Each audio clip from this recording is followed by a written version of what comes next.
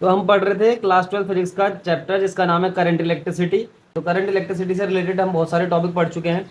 इससे पहली वीडियो में हमने क्या पढ़ा था कि सेल क्या होता है, ईएमएफ क्या होता है, टर्मिनल पोटेंशियल क्या होता है, सेल का इंटरनल रेजिस्टेंस क्या होता है, और सेल के इंटरनल रेजिस्टेंस, ईएमएफ और टर्मिनल पोटेंशियल डिफरेंस के बीच हमने क्या करा था, एक रिलेशन फाइंड आउट करा था। अब हमें क्या करना है, अब हमें कॉम्बिनेशन ऑफ सेल पढ़ने हैं। तो कॉम्बिनेशन जो होगा सेल के दो तीन टाइप से होते हैं। सीरीज कॉम्बिनेशन भी होता है, पैरेलल कॉम्बिनेशन भी होता है, और एक मिक्स्ड कॉम्बिनेशन भी होता है। तो तुम्हारे पास क्या है, केवल दो ही टाइप के कॉम्बिनेशन है, एक सीरीज कॉम्बिनेशन सीखना है, एक पैरेलल कॉम्बिनेशन सेल का सीखना है। तो स्टार्ट करते हैं इस टॉपिक को हम अब। Combination of cell in series. Consider two cell of EMF E1 and E2 having terminal resistance internal resistance लिखा having internal resistance R1 and R2 respectively are connected in series। तो हमारे पास दो सेल है भाई, यहाँ पे ये फिगर साफ साफ दिख रहा है। देखो A और C के बीच दो सेल जोड़े हुए हैं। एक सेल तो ये है जिसका EMF E1 है और इसका इंटरनल रेजिस्टेंस R1 है। दूसरा सेल ये है जिसका EMF E2 है और जिसका इंटरनल रेजिस्टेंस R2 है।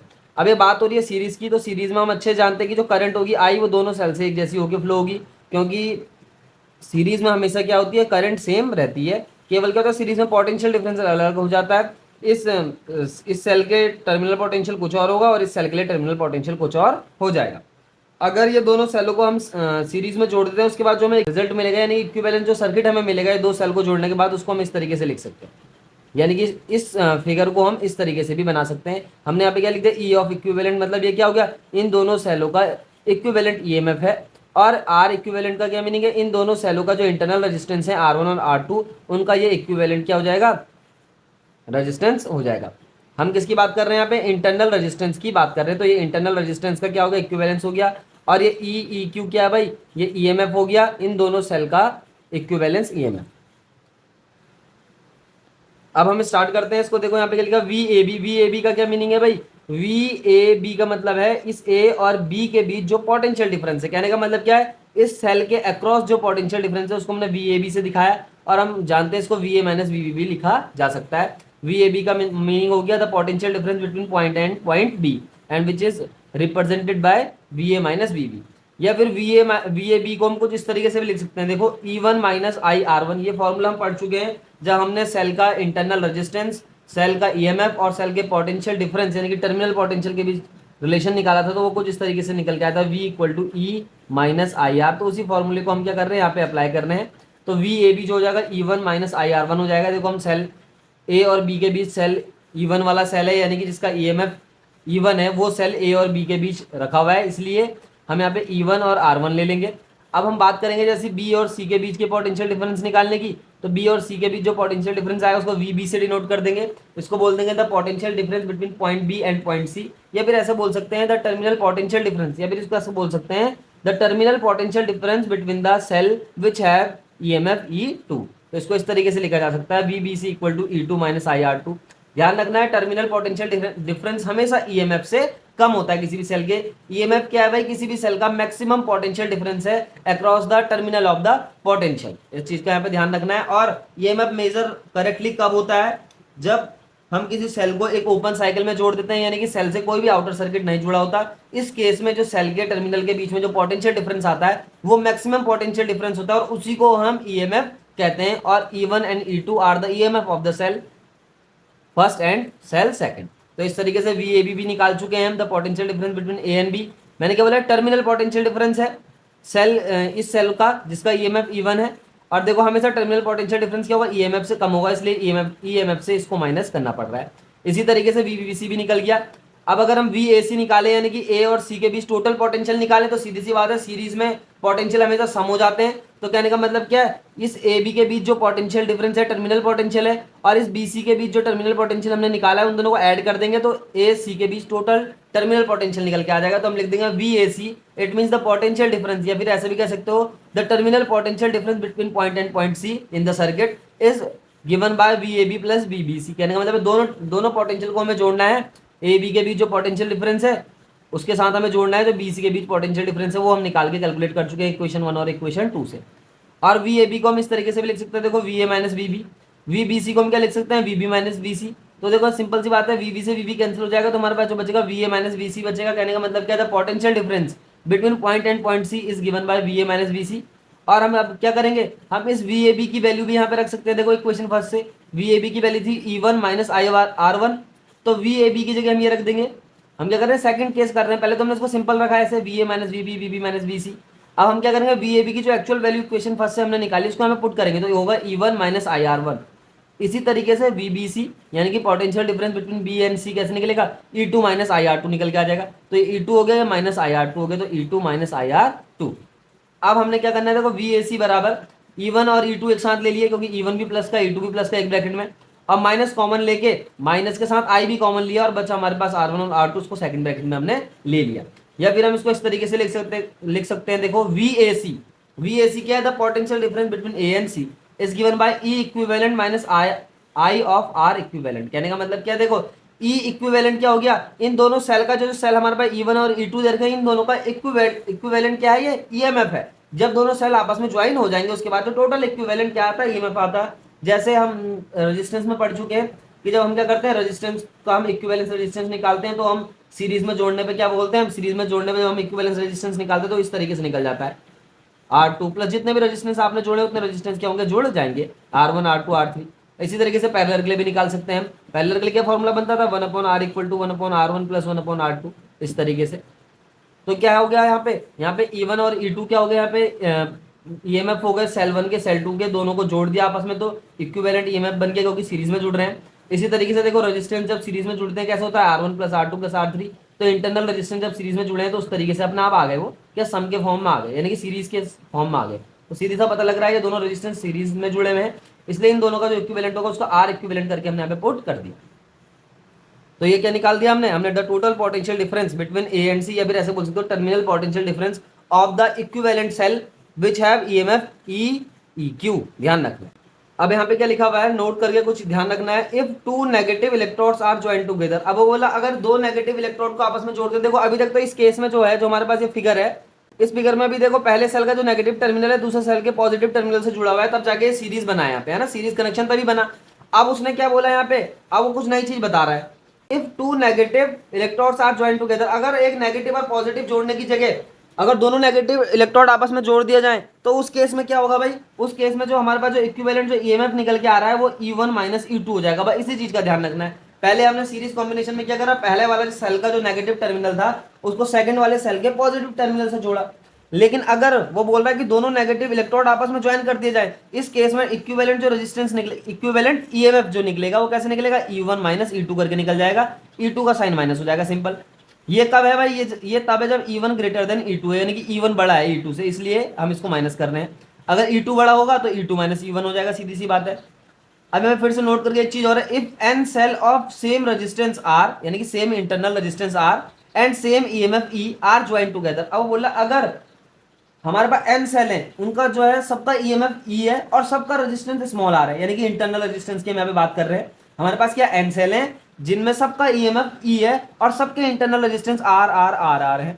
जैसे हमने यहाँ पे ये फिगर में दिखा रखा, देखो एक सेल ले लिया, दूसरा सेल ले लिया और dot dot dot up to N cell कर दिया हमने, है ना। तो पहले वाले सेल का ईएमएफ ई है, उसका रेजिस्टेंस इंटरनल रेजिस्टेंस आर है, सेकंड वाले सेल का भी ई है और इंटरनल रेजिस्टेंस आर है, ठीक इसी तरीके से।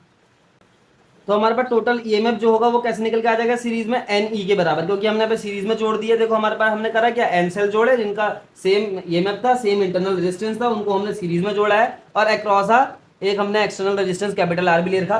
तो इस केस में जो आई करंट निकलेगी इस फॉर्मूले के अकॉर्डिंग ही आएगी। देखो I equal to V upon R होगा, तो वी की जगह में यहाँ पे हम टोटल ईएमएफ ले लेंगे। टोटल ईएमएफ जो एन ई हो गया। टोटल नेट रेजिस्टेंस की बात करें तो देखो पहले हमारे पास आर, तो एन आर जो है मतलब आर रेजिस्टेंस जो है स्मॉल आर वाले वो एन है, तो एन आर क्या होगी, टोटल इंटरनल रेजिस्टेंस हो जाएगी इस सर्किट के लिए। और जो कैपिटल आर है वो हमने एक्सटर्नल रेजिस्टेंस जोड़ा है, वो भी सीरीज में, वो भी एक्सटर्नल सर्किट से, तो यहाँ पे कैपिटल आर इस तरीके से आएगा। अब अगर क्या कहते हैं, इसी सर्किट में जो हमने सर्किट लिया है, इस सर्किट में अगर हमारे पास एक्सटर्नल रेजिस्टेंस अब्सेंट हो जाता है, आर इस क्या है अब्सेंट है, तो इस केस में क्या होगा, आर यहाँ से कैंसिल हो जाएगा, तो हमारे पास जो करंट बच जाएगी वो N E upon N R बच जाएगी। कहने का मतलब क्या है, देखो इस एन से एन भी कैंसिल हो जाएगा, हमारे पास जो करंट आएगी इस केस में वो E I equal to E upon R निकल के आ जाएगी, I equal to E upon R निकल के आ जाएगी। तो यहाँ पे जो करंट है इससे क्या, इस इक्वेशन को देखने से क्या पता चल रहा है, इस इक्वेशन को देखने से ये पता चलता है कि जो करंट है ये सिंगल सेल की करंट है, और जबकि हमने क्या करा है यहाँ पे एन सेल जोड़े हैं वो भी सीरीज में, तो ध्यान रखना है जब ऐसा हो एक्सटर्नल सर्किट में कोई रेजिस्टेंस नहीं जुड़ा हो और एन सेल सीरीज में जुड़े हो वो भी सेम ईएमएफ के सेम इंटरनल रेजिस्टेंस के, तो उस केस में जो उन टोटल सेल के द्वारा जो मिलने वाली करंट होगी वो एक सेल के द्वारा मिलने वाली करंट के बराबर होगी। तो कहने का मतलब क्या है, सीरीज में एन सेल को सेम ईएमएफ और सेम रेजिस्टेंस के जोड़ के कोई फायदा हमें नहीं मिलता है, यानी कि करंट क्या हो जाती है, एक ही सेल के बराबर मिलती है। ये कब होगा, केवल जब एक्सटर्नल रेजिस्टेंस एब्सेंट होगा, इस बात का यहाँ पे ध्यान रखना है। तो हमने कॉम्बिनेशन ऑफ सेल सीरीज में सीख लेगी। कॉम्बिनेशन जब हम सेल का करते हैं सीरीज में तो हमारे पास टोटल इक्विवेलेंट ईएमएफ क्या निकल के आती है, टोटल इक्विवेलेंट करंट क्या निकलता है, पोटेंशियल डिफरेंस क्या होता है, ये सब चीजें हम यहाँ पे सीख चुके हैं। अब हम पैरेलल कॉम्बिनेशन जानेंगे। अब हमारे पास सेल का पैरेलल कॉम्बिनेशन है तो हम यहाँ पे दो सेल लेंगे, सिंपल जैसे हमने सीरीज में लिया दो सेल, वैसे यहाँ पे भी दो सेल लेंगे। Let the two cells of EMF E1 and E2 having internal resistance R1 and R2। हमारे पास दो सेल हैं, एक सेल जिसका ईएमएफ E1 है, एक दूसरा सेल है जिसका ईएमएफ E2 है, और इसका इंटरनल रेजिस्टेंस R1 है, इसका इंटरनल रेजिस्टेंस क्या हो गया, R2 हो गया। इन दोनों को ए और सी पॉइंट के बीच में हमने पैरेलल में जोड़ रखा है। देखो पैरेलल में जोड़ का साफ दिख रहा है, ये अरेंजमेंट जो है पैरेलल है, क्योंकि इन दोनों ये जो भी हमारे पास सेल इनकी जो फर्स्ट प्लेट है एक पॉइंट से और सेकंड जो प्लेट है वो दूसरे पॉइंट से जुड़ी हुई है, इसलिए हम इसको कह सकते हैं ये पैरेलल अरेंजमेंट है। पैरेलल अरेंजमेंट में क्या हो रहा है, देखो इस वाले सेल से I1 करंट इधर आ जाएगी, पॉजिटिव टर्मिनल से बाहर निकलती है करंट, हमेशा ध्यान रखना है किसी भी सेल में जो करंट होती है नेगेटिव टर्मिनल से पॉजिटिव टर्मिनल की ओर निकलती है ऐसे करके। तो करंट I1 यहाँ पे आएगी इस जंक्शन पे, इसी तरीके से I2 इस जंक्शन पे आएगी, और I1 और I2 इस जंक्शन में मिलकर I1 प्लस I2 हो जाएंगी। तो total current I equal to I1 plus I2। ऐसा ही होता है पैरेलल में, हमेशा करंट क्या हो जाती है, ऐड हो जाती है। जैसे सीरीज में पोटेंशियल डिफरेंस ऐड हो जाता है total potential difference find out करने के लिए, इसी तरीके से जब हम पैरेलल में जोड़ते हैं सर्किट को किसी भी कंपोनेंट को तो टोटल करंट ऐड हो जाती है आपस में, I equal to I1 plus I2, इसको हम इक्वेशन फर्स्ट मान लेंगे। लेकिन पैरेलल अरेंजमेंट में होता क्या है कि पोटेंशियल डिफरेंस दोनों सेल के जो भी दोनों कंपोनेंट जो भी हम लगाएंगे, हमने यहाँ पे सेल का इस्तेमाल किया है, चाहे हम रेजिस्टेंस लगाते हैं किसी सर्किट में, तो क्या होता है जब भी हम पैरेलल में कोई भी अरेंजमेंट करते हैं सर्किट में तो क्या होता है पोटेंशियल डिफरेंस सेम रहता है हर पॉइंट के लिए, यानी कि वोल्टेज जो होगी वो हर कंपोनेंट के लिए, इलेक्ट्रिक कंपोनेंट के लिए सेम हो जाएगी, केवल पैरेलल के केस में। तो पैरेलल जब भी अरेंजमेंट होगा तो पोटेंशियल डिफरेंस जो इस वाले इक्विपमेंट पे देखने को मिलेगा आपको वही इसी वाले इक्विपमेंट में भी देखने को मिलेगा। इसीलिए क्या होता है जो हमारे पास होम घर के सारे सर्किट होते हैं वो हमेशा पैरेलल ही जुड़े होते हैं, क्योंकि हर एक इलेक्ट्रॉनिक इक्विपमेंट को क्या चाहिए, बराबर वोल्टेज चाहिए होती है। हमारे घर पे आने वाली जो वोल्टेज हो अप्रोक्सीमेटली कितनी होती है, 220 240 वोल्ट इतनी होती है। तो सारे इक्विपमेंट जितने घर पे लगे हुए होते हैं, चाहे पंखा हो, बल्ब हो, फ्रिज हो, ये सारे के सारे 220 वोल्ट पे चलने के क्या होते हैं, एबल होते हैं। इसलिए क्या कहते हैं, इन सब जितने भी ये कंपोनेंट इन सबको पैरेलल हम जोड़ते हैं। इसी तरीके से यहाँ पे भी हमने क्या करा है, पैरेलल जोड़ा हुआ है दो सेल को, और पोटेंशियल डिफरेंस जो इस सेल के बीच आएगा, इस सेल के एंड के बीच, यानी कि सेल का जो पोटेंशियल डिफरेंस आएगा दोनों इलेक्ट्रोड के बीच, वो ही इन दोनों इलेक्ट्रोड के बीच भी पोटेंशियल डिफरेंस निकल के आ जाएगा। तो हम लिख देंगे in parallel arrangement V equal to potential difference between A and C. A और सी के बीच का जो पोटेंशियल डिफरेंस है उसको हमने V से डिनोट कर रखा है, और वही V जो होगा इस सेल के लिए भी होगा और इस वाले सेल के लिए भी होगा। तो हम V equal to equation first बनाएंगे E1 माइनस I1 R1। कहाँ से आई ये इक्वेशन निकल के भाई, सिंपल सी बात है, V equal to E minus IR होता है, ये टर्मिनल पोटेंशियल डिफरेंस है V, और E जो है EMF हो गया सेल का। मैंने पहले ही बताया ईएमएफ और पोटेंशियल डिफरेंस में थोड़ा सा क्या है, अंतर होता है। तो V इक्वल टू क्या हो गया, E1 माइनस I1 R1। इसी तरीके से V निकल के आ जाएगा E2 माइनस I2 R2। जिस तरीके से V निकला पहले वाले सेल के लिए, उसी तरीके से V जो होगा सेकंड वाले सेल के लिए भी सेम होगा, लेकिन फर्स्ट वाले सेल में हम E1 I1 R1 लगाएंगे, सेकंड वाले सेल में हम E2 I2 और R2 लगा देंगे। इक्वेशन 2 ये हो गई, इक्वेशन 3 ये हो गई। अब हमने क्या करना है, ये यहाँ से I1 की वैल्यू कैलकुलेट करनी है। कैसे कैलकुलेट करेंगे भाई, इस I1 R1 वाले टर्म को हम इस तरफ ले जाएंगे तो वो प्लस में हो जाएगा, V इस तरफ आएगा वो माइनस में हो जाएगा, फिर R1 नीचे आएगा, कुछ तो इस तरीके से निकल के आ जाएगा। नॉर्मल हमने क्या करा है, अलजेब्रिक यहाँ पे थोड़ा सा मैथ इस्तेमाल कर रही है, तो I1 की वैल्यू निकाल दी इस इक्वेशन की मदद से। तो E1 minus V upon R1, इसी तरीके से यहाँ पे I2 की वैल्यू निकलेगी E2 minus V upon R2, और दोनों वैल्यू यहाँ पे पुट कर देंगे इस इक्वेशन में, इक्वेशन फर्स्ट में I1 और I2 की जगह I1 की वैल्यू ये हो गई और I2 की वैल्यू ये हो गई। अब इस सबको हम ओपन कर रहे हैं तो अलग अलग ये हो जाएगा E1 upon R1 V upon R1, इसी तरीके से क्या हो जाएगा, ये हो जाएगा E2 अपॉन R2, ये V अपॉन R2, इस तरीके से ये पूरा खुल जाएगा। और E1 R1 E2 R2 एक साथ हो गए क्योंकि ये दोनों के यहाँ प्लस वाले हैं, तो एक साथ ले लिया, माइनस वाले एक साथ लेके V कॉमन ले लिया, सिंपल सी बात है। तो 1 अपॉन R1 1 अपॉन R2 बच जाएगा यहाँ पे। अब हमारे पास देखो क्या हो गया, अब हम V R1 plus R2 upon R1 R2, हम यहाँ पे क्या कर रहे हैं, V कैलकुलेट कर रहे हैं, यानी कि टर्मिनल पोटेंशियल डिफरेंस कैलकुलेट करने की हम यहाँ पे बात कर रहे हैं। तो टर्मिनल पोटेंशियल डिफरेंस निकालने के लिए इस इक्वेशन को थोड़ा सा मॉडिफाई करेंगे। देखो क्या करेंगे, ये R1 R2 जो है यहाँ पे एलसीएम ले लिया देखो इनका, ये R1 R2 का एलसीएम लेंगे तो क्या हो जाएगा, देखो R1 R2 हो जाएगा अपॉन में, और ये R2 क्रॉस में मल्टीप्लाई R1 क्रॉस में मल्टीप्लाई, यानी कि R1 प्लस R2 हो जाएगा, और इसके साथ ये V मल्टीप्लाई में रहेगा ऐसे, क्योंकि यहाँ पे माइनस आ गया उधर जाके प्लस बन जाएगा इस तरीके से। इसी तरीके से यहाँ पे से भी हम एलसीएम ले रहे हैं, सिंपल सी मैथ का इस्तेमाल कर रहे हैं, R1 R2, और ये R2 E1 के साथ चला जाएगा, ये R1 जो है E2 के साथ चला जाएगा, और जो I इस तरफ प्लस का था वो इस तरफ माइनस में आ गया, क्योंकि ये इस तरफ आया है तो I उस तरफ चला जाएगा माइनस में, सीधी सी बात है। अब ये R1 plus R2 upon R1 R2 जो यहाँ पे दिखाई दे रहा है V के साथ ये मल्टीप्लाई में है, तो ये क्या होगा, ये इस तरफ दोनों, ये इस एक्सप्रेशन में भी और इस वाले पॉइंट पे भी, यानी कि इस वाले टर्म में भी और इस वाले टर्म में भी ये चला जाएगा मल्टीप्लाई डिवाइड में, यानी कि जो ऊपर मल्टीप्लाई में है वो नीचे डिवाइड में आएगा। R1 प्लस R2 जो है क्या है, वो जो ऊपर की तरफ वो क्या आ जाएगा, नीचे की तरफ आ जाएगा अपने आप। ये देखो पहले वाले टर्म में क्या होगा, देखो R1 प्लस R2 आ गया नीचे की तरफ, R1 R2 ऊपर की तरफ चले गए मल्टीप्लाई में, और सेकंड वाला टर्म जो आई है उसके साथ भी अच्छी होगा, R1 R2 ऊपर चला जाएगा और R1 प्लस R2 नीचे आ जाएगा। हमने क्या करा, सिंपल से मैथ का इस्तेमाल करा, जो मल्टीप्लाई में था उसको हमने डिवाइड में भेज दिया, और जो डिवाइड में था उसको हमने ऊपर मल्टीप्लाई में भेज दिया, दोनों टर्म के साथ जाएगा। लेकिन इस बात का क्या रखना है, यहाँ पे ध्यान रखना है, क्योंकि जाएगा तो दोनों टर्म के साथ ही जाएगा, तभी मैथ का रूल फॉलो होगा पूरा कंप्लीटली। अब क्या हो गया, देखो ये R1 R2 से R1 R2 कैंसिल हो गया, तो हमारे पास जो बचा V equal to E1 R2 plus E2 R1 upon R1 plus R2 बच गया माइनस I, और ये R1 R2 upon R1 plus R2। तो हम क्या कर चुके हैं, इन दोनों सेल के लिए टोटल टर्मिनल पोटेंशियल निकाल चुके हैं, जो V इक्वल टू इस तरीके से निकल के आ गया। अब देखो सीधी सी बात है, ये इस टर्म में E आ रहा है तो ये E इक्विवेलेंट है, यानी कि क्या है, equivalent EMF of the cell which are joint parallel.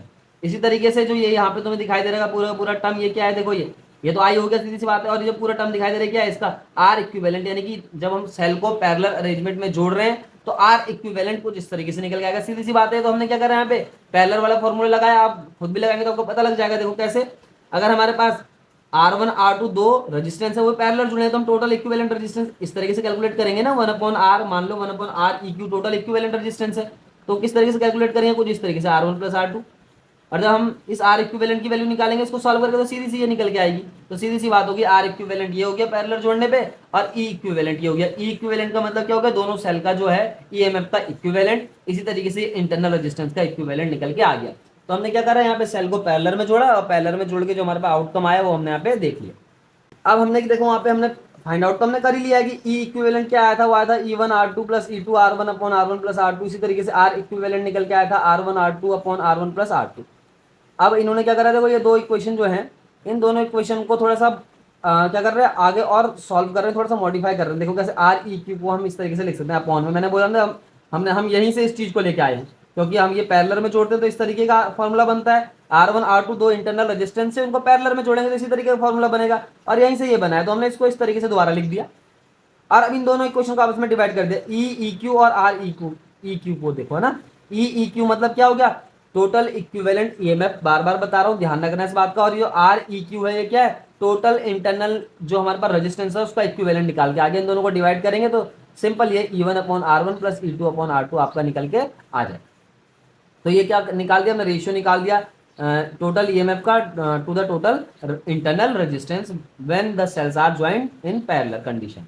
ध्यान रखना है इस बात का। तो हमने इसमें क्या सीखा, हमने सीखा भाई सेल को जब हम सीरीज में अरेंजमेंट करते हैं तो किस तरीके का आउटकम हमें देखने को मिलता है, क्या पोटेंशियल डिफरेंस होता है, क्या करंट होती है। इसी तरीके से हमने जब पैरेलल में जोड़े तो पैरेलल में जोड़ने में भी हमने टोटल इक्विवेलेंट उसका ईएमएफ भी निकाल दिया, टर्मिनल पोटेंशियल भी निकाल दिया, और इंटरनल रेजिस्टेंस का भी हमने क्या करा, इक्विवेलेंट यहाँ पे निकाला। तो थैंक यू।